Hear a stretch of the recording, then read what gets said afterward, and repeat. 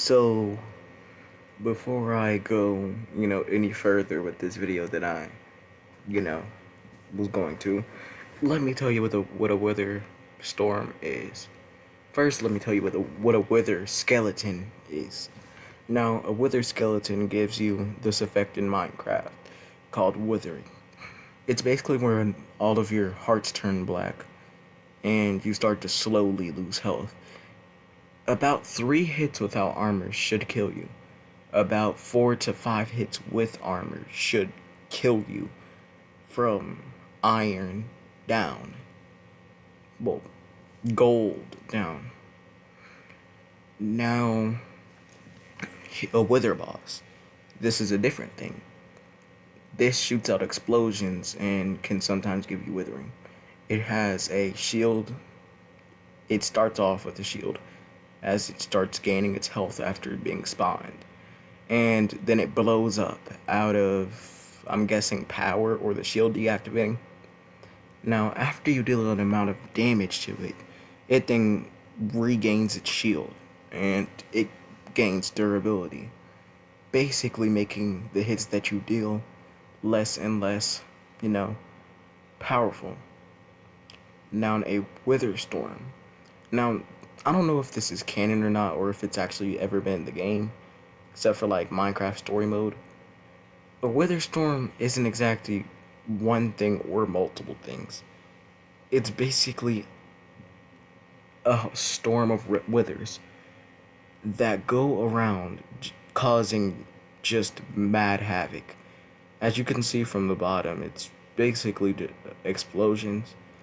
I'm not sure if it gives you withering or not, but I'm gonna start Izuku off as the normal power of a normal wither. Now, Izuku would be treated like a normal child. Now, I know what you're saying. How would the Wither Storm, carry a baby to Earth? Well, first off, it wouldn't. It would transform itself into a human-looking thing. Now, it could control its emotions, but too much anger could make it lash out on you. Now, he met Inko, I'm gonna say, at a park. Now, it was a nice time. And unknown to Inko, he was just thinking of destroying and just causing mass havoc. Just all around, just fuckery. But he decided not to. Because he met Inko, and Inko sent him through a love drive. Now, eventually, it would, I'm going to say for plot reasons, that it would, without carrying out its task and objective, it would get Inko pregnant and basically die right after. Now, Izuku would be being made. Now, as the doctor scanned Inko's belly to see, basically, if she was having a boy or a girl, something weird happened. When he did extra scans, he could see that the baby's bones on the sonar scan didn't seem to look normal, I guess you could say. He tells her this, and he says this could be a birth defect, which kind of scares Inko because she doesn't want her baby to have a birth defect. And she's thinking positive, maybe he has a mutation. And maybe he's going to come out with a mutation, but, well, chances of that will be slim. Now, he comes out and he looks like a normal baby. He is then groomed and raised by Inko. And by the way, I don't have a script for this. I'm just going from the top of my head. Now, one day at school, Bakugo went a little bit too far. He was throwing just hits after hits. Not physical, but mental. Nobody ever really messed with Izuku, like, physically. because of the vibe he gave off. He gave off a strange vibe. And it wasn't like a calm, chilling vibe. It was more of a I'm gonna kill you vibe. 24/7 to anyone that basically didn't show any types of kindness, which was everyone in the class. Now, Izuku doesn't look like he's being bothered by this because he comes from the deepest bowels of hell. Well, not really hell per se. No hell, because the Wither is basically like a mix of the nether and a mix of the ender. So yeah, a deep bowels of hell and the void. So he doesn't look bothered, but my bad. But he is extremely bothered. Now, Bakugo seeing this angers him, and he decides to throw a hit at Izuku. Now, when he does this, and it lands with his face, Bakugo, as he continued his punch, noticed that the bones in his face didn't feel regular. They didn't feel thinner, but they seemed like they had tiny little tiny little bumps inside of his skull. He just thought of it as maybe it was just a feeling from punching him so hard. Now, Zuku would hit the ground and everybody would be like, "Oh my gosh," like they would all basically be freaking out. Now, Izuku would look back up at Bakugo, but this time his eyes would be glowing completely. No, I'm gonna say his eyes look like they're not there. Then he grabs Bakugo's arm. Now, as he does this, his eyes then look like they reappear, and Bakugo says, looks like there's a mutation. What you gonna do? Bore me to death?" And as soon as he says that, he then sees his veins start to turn black. It then starts to run further and further up his veins until it reaches his heart. Now, as it reaches his heart, he feels like he's having a mini heart attack. His arms starting to get numb. His entire body's hurting, and he basically feels like he can't control anything. He feels like he can still stand, but after a few seconds, he's down on his knees, gasping for air. Pause. And he's basically just completely terrified. He's thinking, is this really where I'm gonna die? Until Izuku lets go of him. And Bakugo at this point is gasping for air, trying to regain all the air that he was losing. Almost like the air that he was inhaling was being sucked into a different place. And also felt like he was having a heart attack. Now, the doctors then did some tests on Izuku. And after a few tests, they didn't see that Izuku's bones are completely black. They're not like normal humans. His organs are the normal red, but the thing about it is, it seems like nothing about his body's normal. He has more durability than a kid should have.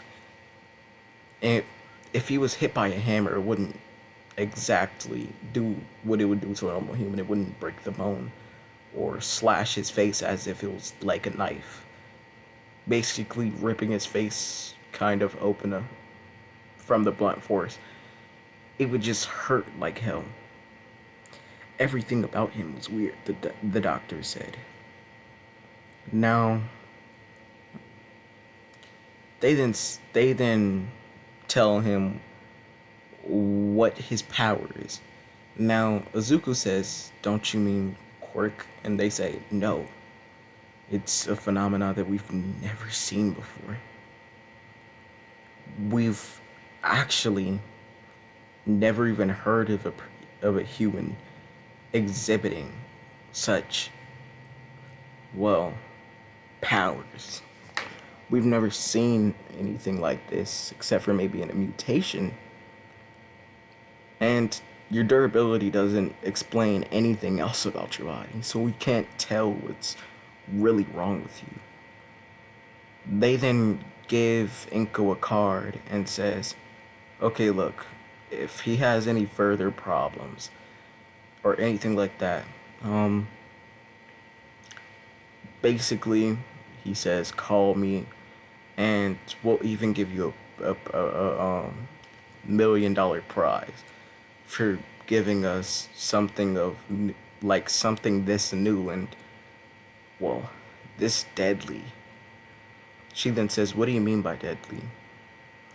He said, the doctor then says, well, if a normal human was to get touched by this for more than 30 to 40 seconds, depending on their weight and how much how much skin and fat this would need to go through their body, this would kill a normal human. And we've also scanned him and saw that this isn't the only thing that he can do. No, far from it. It's more like this is his first form, or him going easy. If Bakugo would have thrown a second punch, I fear that Izuku wouldn't have only hurt him or made us have to amputate his arm. He would have mangled Bakugo to a point that no one would be able to recognize. Even we would not be able to bring something to a conclusion unless we knew what happened beforehand. Now, they then left the doctor's office and Inko says, so it's already time. Now, he says, what? And before he could even say anything else, Inko then gets a pen out of her purse. Now, this pen looked as solid as rock. And Izuku said, what are you doing? She says, Izuku, you're growing up too fast. And your dad wasn't exactly what you would call a human. You're gonna have to be sent to the Council of Wither. The Wither Council, as he called it. But the official name inside of their tongue, well, translated to English would be the Council of Wither. Now, she said, look, they don't talk inside of regular English. They talk inside of the backwards tongue, or I guess you could call it the devil's language of sorts. Basically what devil worshippers language talks inside of. She then puts the pen inside of midair, and then she draws onto midair, and he's confused. And as she does, she makes sort of a rectangle, I guess you could say. Not a square, but a rectangle. Now, the rectangle then turned into solid obsidian or coal. He couldn't tell what it was made out of, but he knew it was a hard substance. Pause. And she basically got a few matches from her purse and then threw it onto there. Now, as she did, she then saw that it turned purple. Well, the portal looking thing turned purple. Now, she basically said, look, Izuku, when you get inside of there, it'll be excruciatingly painful. Because you're returning back to your homeland. Your father had told me since he is still a wither. Well, since you are still a wither. Once you get there, the skin on your body will immediately burn off. And you'll become nothing but a skeleton until you return back to this world. and you'll slowly but surely regain your skin. And when you do, which should be a few years, come to me and please just don't be mad at me. Inko says instead of a soothing but worried voice. Now, Izuku's just confused. He's like, wait, Mom. And before he can say anything, he's pushed into the portal. And Inko draws an X over the portal. Now, after she seals the portal off and the portal disappears completely, two, well, things, I guess you could call tall men, then appeared behind her. Now, she looked behind her, and then she instantly turned her gaze to the floor. She then says, "You guys know the agreement. The Witherstorm, or Sir Witherstorm, was from both sides, so he'll go to the nether first, and he'll join your side next. Well, and in about 3 years. Now, at this point, he's about he's about 10. And she says, and then he'll work 2 years with you, which should be enough time to, you know, make agreements and make him the most powerful thing on this planet. Maybe even more powerful than All Might."